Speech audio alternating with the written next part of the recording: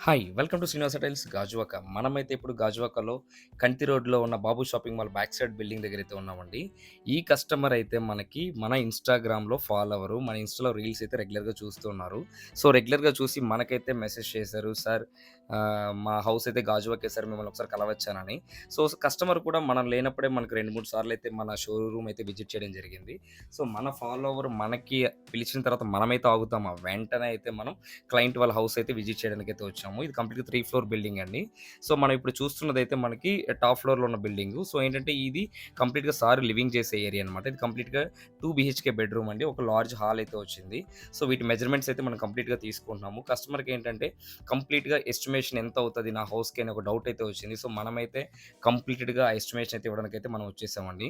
ఏ tile shop కూడా ఇలాగా కంప్లీట్‌గా వచ్చేసి ఒక మెజర్‌మెంట్స్ వేసుకొని కంప్లీట్ ఎస్టిమేషన్ అయితే ఎవ్వరు ఇవ్వరండి.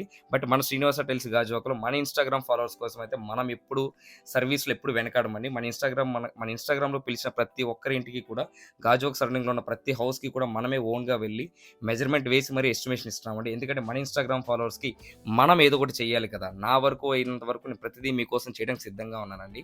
మీ సపోర్ట్ ఎప్పుడు నాకు ఇలాగే ఉండాలి. Thank you so much Srinivasa Tiles Gajuwaka.